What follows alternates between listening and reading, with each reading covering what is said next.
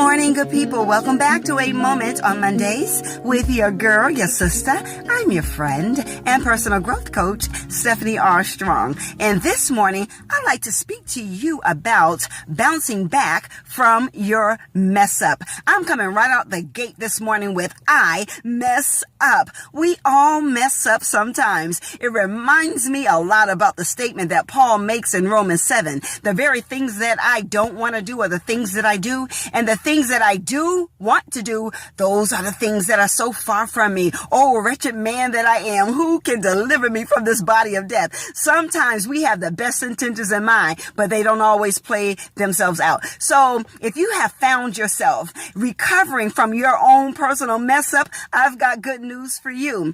I have some suggestions or tips I like to make to you, and I hope that you find these to be very helpful, as I myself am also implementing them. Number one, seek God's forgiveness. God will forgive you. The moment you ask for forgiveness, His forgiveness is instantaneous.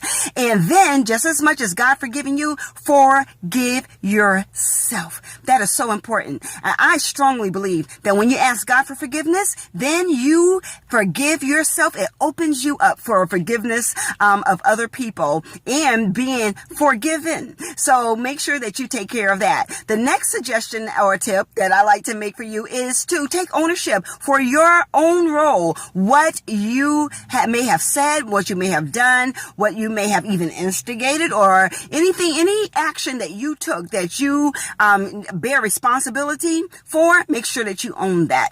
And the next tip I like to make is to do a personal inventory by asking yourself, what could I have done differently? How could I have diffused the situation? How could I have used words that would have encouraged more grace and less animosity or confrontational implications? So make sure that you take personal inventory. And the last tip that I like to make to you is allow the Holy Spirit room to create peace and reconciliation. It takes time for those types of things, but I also believe that when the Holy Spirit is working on your heart and He's working on anybody else who may have been involved, that the greatest good is going to come out of that. So that's all that I have for you today. And just to recap, ask God for forgiveness, forgive yourself,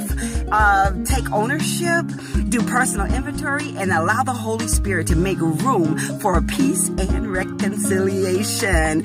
Well, I look forward to seeing you on next Monday. Make sure you come check me out at presencewithpurpose.net, and be sure to pick up a copy of my book, When Tulips Bloom, a personal guide for blossoming through the difficult seasons of life. I will see you on next Monday, but until then, make this your best day ever.